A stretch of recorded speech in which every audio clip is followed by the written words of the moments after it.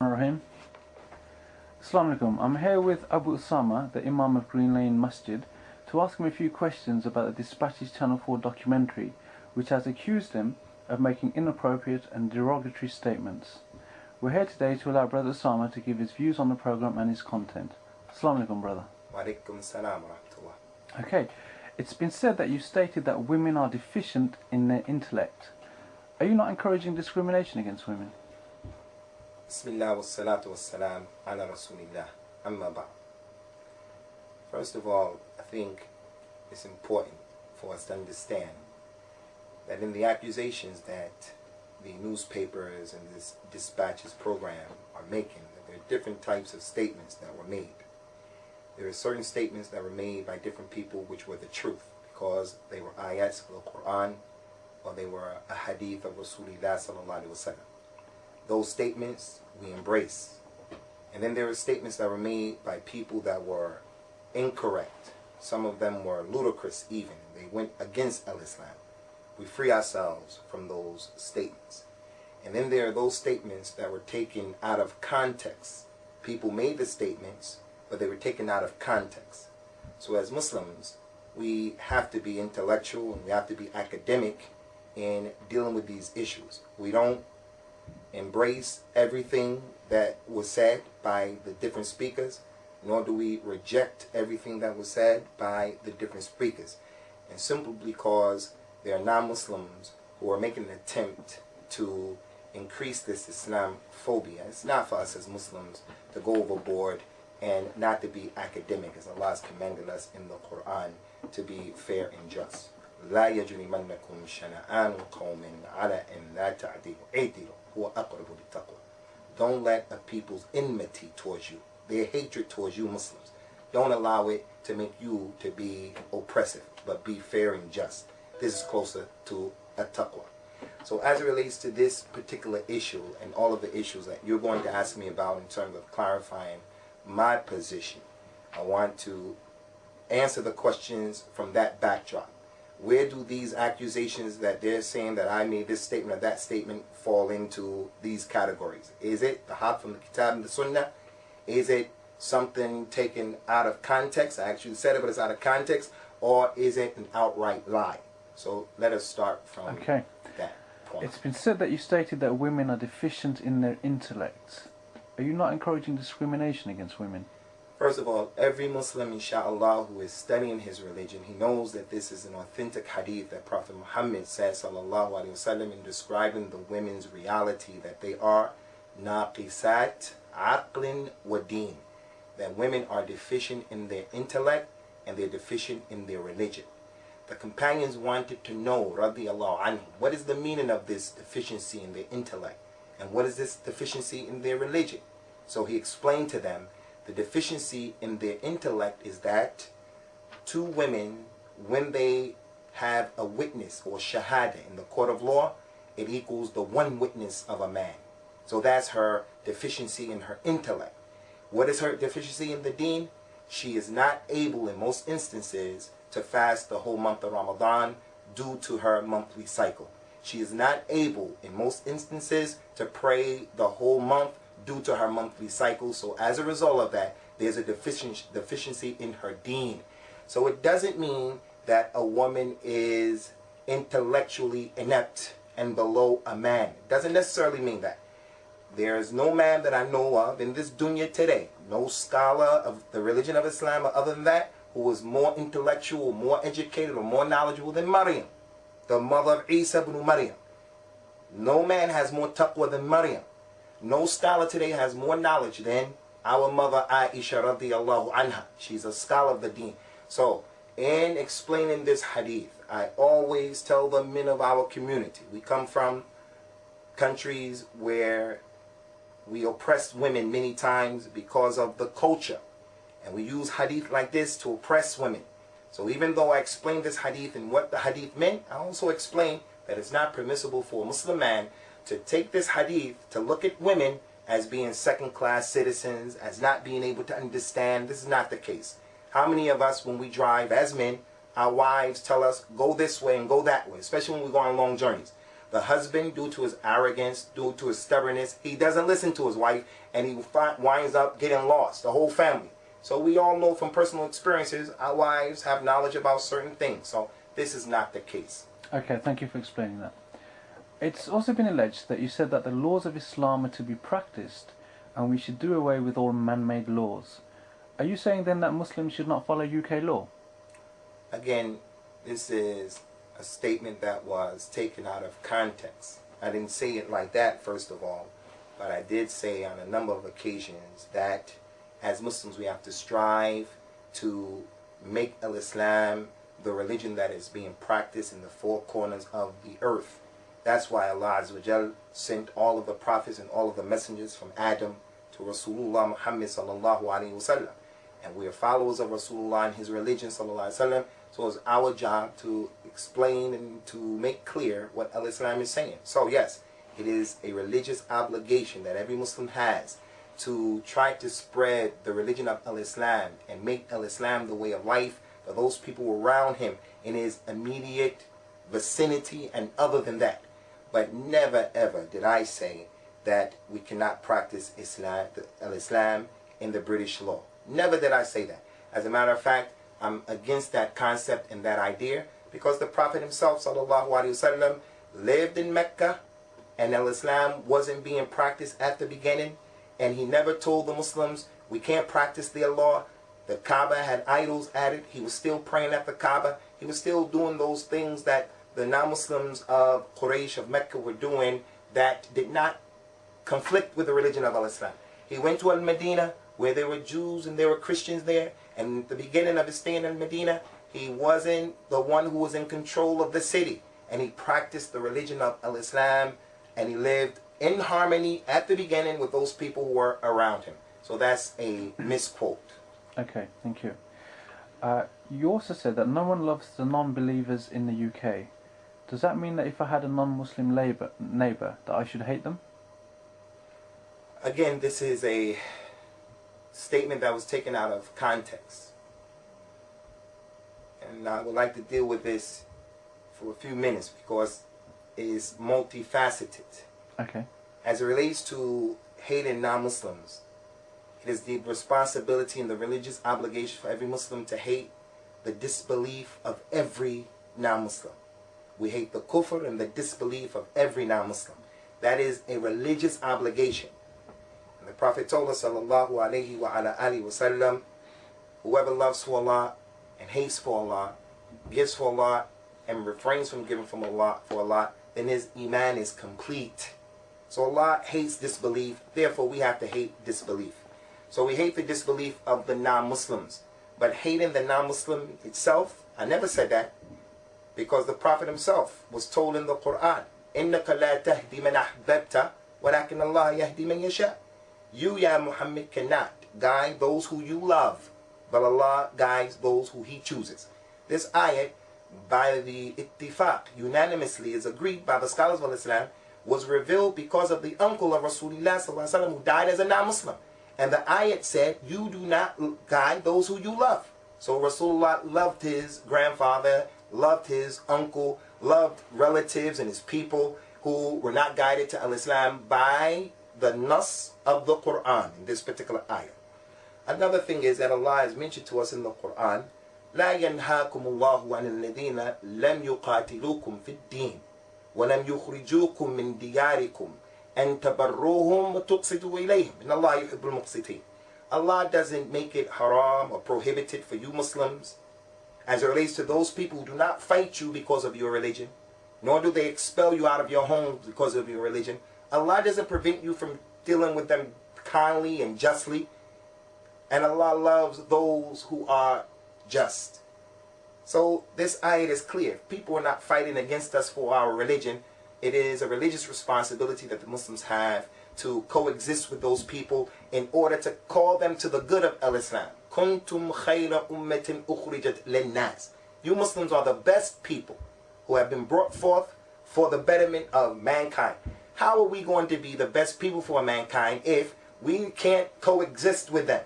If we weren't into multiculturalism, how is it possible? It's not possible. In addition to that, concerning this particular issue, My relatives are kuffar. The vast majority of my relatives are kuffar. Many times the revert Muslims, they want to know, is it permissible for me to love my mother, to love my father, to love my relatives? And I always tell them, it's from the fitrah, the natural disposition that Allah has created us with. This one likes mustard, that one likes ketchup. You can't help it. You can't help but to love your mother and your father who may happen to be non-Muslims. So Islam doesn't prevent that. Allah has allowed the Muslim man to marry the Christian girl, the Jewish girl. If he married his wife who gave him babies, more than likely he's going to love his non-Muslim wife who's a Jew or Christian. So I never said this because it's not consistent with the religion. As it relates to the last part of your question, dealing with your neighbor who's a non-Muslim, we had a class that we specifically talked about the haqq of the neighbor, the huquq of the neighbor, dealing with issues in our own community, telling the Muslims the importance of having good behavior with our neighbors in order to spread al-Islam and to eradicate many of the misunderstandings that non-Muslims have about us. And from what we discussed is the statement of Allah in Surah An-Nisa, وَاعْبُدُوا اللَّهَ وَلَا تُشْرِكُوا بِهِ شَيْئًا وَبِالْوَالِدَيْنِ إِحْسَانًا وَبِذِي الْقُرْبَى وَالْيَتَامَى وَالْمَسَاكِينِ وَالْجَارِ ذِي الْقُرْبَى وَالْجَارِ الْجُنُبِ. الْجَارِ الْجُنُبِ. Allah told the people, the Muslims, worship Allah and don't make any shirk with Allah. And be good to your parents. And be good to all of your relatives. And be good to the poor. And be good to those who are downtrodden. And be good to the neighbor who is the Dhil Qurba. Your neighbor who is a Muslim. Or the neighbor who is the Jar al-Junub. The scholars of Islam said the Jar al-Junub is the neighbor who's a non-Muslim. So the neighbor who is the Dhul Qurba can be the neighbor who is a Muslim, and the neighbor who is the Junub is the neighbor who's a non-Muslim. And some of them said that the neighbor who is the Dhul Qurba is the neighbor who is close to your house, and the other one is the one who is far away from your house. So we have an ayat in the Quran that some of the mufassirun of the Quran said that the ayat and the word, the Jar al-Junub, is the non-Muslim neighbor. So Allah is telling us to be diligent and to give them ihsan. So this is something that I believe in and I call to. And it is a misquote, and part of it has been taken out of context. Okay, thank you. It has further been alleged that you said an imam has a right to crucify an individual and leave him on the cross for 3 days. Did you say that? This again is a statement that I said, but again, it's been misconstrued. I didn't say an imam. I said the imam of the Islamic State. The imam, the leader of the Muslims, like the Muslim states that we have right now, whether it's Egypt, whether it's Sudan, whether it's Kuwait, whether it's Malaysia, whatever the Islamic State happens to be, the imam of that state, the leader of that state, he has the right to implement what Allah commanded in the Quran in Surah Al-Ma'idah, when Allah subhanahu wa ta'ala tells the imam how to deal with those people who murder people. Allah Azza wa Jal mentioned in the Quran, إِنَّمَا جَزَاءُ الَّذِينَ يُحَارِبُونَ اللَّهَ وَرَسُولَهُ وَيَسْعَوْنَ فِي الْأَرْضِ فَسَادًا أَن يُقَتَّلُوا أَوْ يُسَلَّبُوا أَوْ تُقَطَّعَ أَيْدِيهِمْ وَأَرْجُلُهُم مِّنْ خِلَافٍ أَوْ يُنفَوْا فِي الْأَرْضِ ذَلِكَ لَهُمْ خِزْيٌ فِي الدُّنْيَا وَلَهُمْ فِي الْآخِرَةِ عَذَابٌ عَظِيمٌ. Verily the reward for those people who wage war against Allah and His Messenger and they spread mischief in the earth is that they should be killed, or they should be crucified, or their hands and feet should be cut off from opposite sides, or they should be expelled in the earth. This is their reward, their khizr. They're being put down in the dunya, and in the hereafter, they're going to have a serious, grievous penalty. So I explained in the book, Kitabul Kaba'ir, to Al-Imam al-Dhahabi, the book of major sins. And why did we choose this book?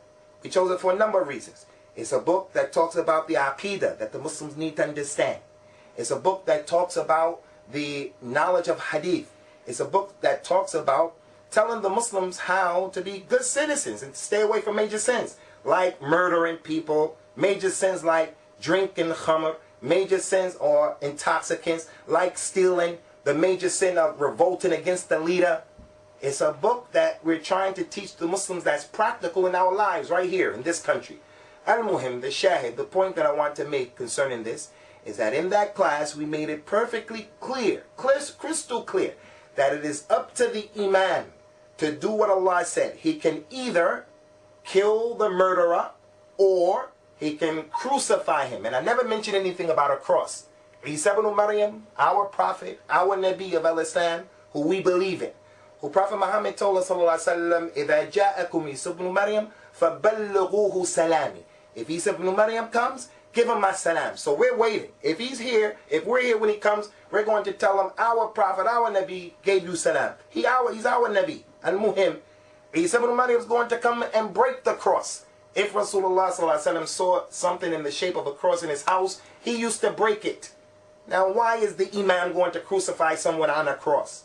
That in and of itself goes to show these people are adding words and concepts into people's statements. So the Imam has the right to do this or that or this. Those four things is left up to the Imam. And another thing I want to mention to you and anyone else who's listening, and those people know this very well, anytime I speak or I have spoken about the establishment of the hudud, the chopping off of the hands, killing people, anytime, I've always made it clear that executions and other than that, capital punishment, is only for the Imam in the Islamic State. It's not permissible. It's not permissible. As an Imam al-Hasan al-Basri said, it is for the Imam to establish the hudud. It is for the Imam to go after the one who is the criminal. It's not for you and I to go out as vigilantes, to take the law into our own hand, to look for those people who are the criminals. So I never said that. It's for the Imam of the Islamic State. Okay, thank you. It has also been reported that you said we should throw homosexuals off a mountain. Does that mean you're encouraging the murder of homosexuals? First of all, I was on a program here in the UK called, comes on Sunday morning, Heaven and Earth. And they wanted to know, what does Al-Islam say about the Muslim homosexual? I said to them, as I say now and as I said in my major sins class, Kitab al-Kaba'ir, from the major sins, homosexuality. Homosexuality is an abomination against Allah Almighty. And it is an abomination against mankind. One of the famous leaders of Al-Islam, he said, had it not been for the fact that Allah mentioned what the people of Lut, the people of Lot, Sodom and Gomorrah, what they did in the Quran, if it wasn't for those ayahs being in the Quran, he said, I wouldn't have never believed that a man would want to be with another man. It's not something that's natural. That's what I believe and that's what I stand on. As it relates to the homosexual, we said to the people in that program that's beamed out all across the UK, that if a Muslim man or woman happens to be a homosexual, then this is a major sin. But they're under the Mashiach of Allah.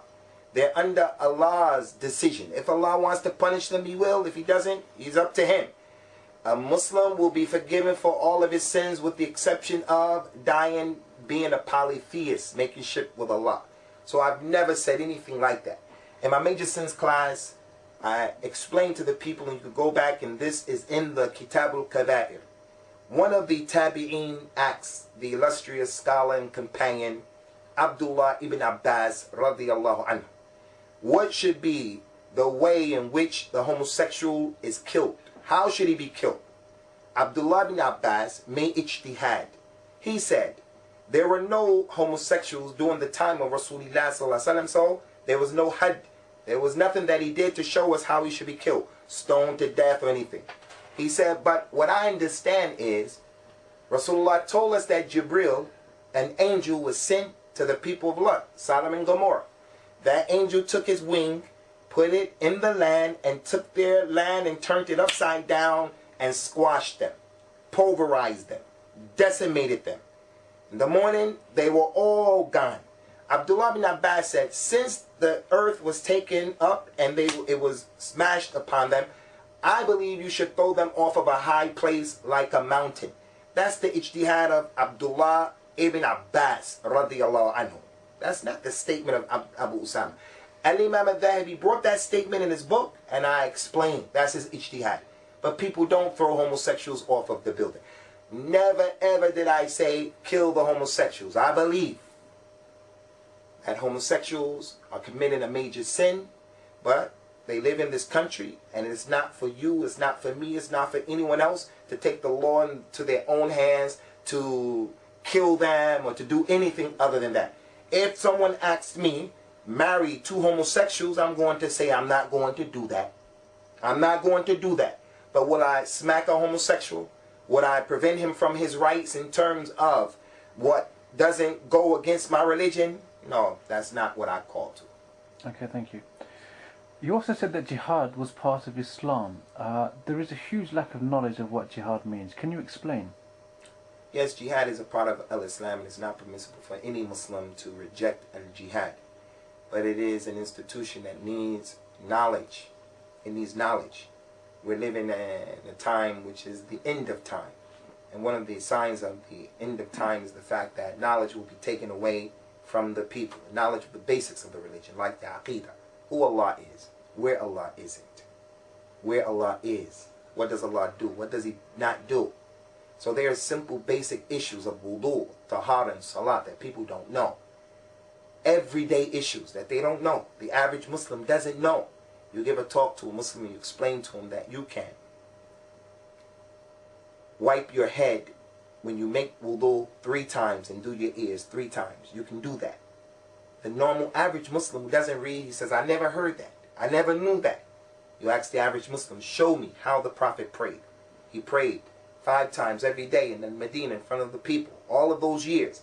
The companions have described to us in perfect detail his salah.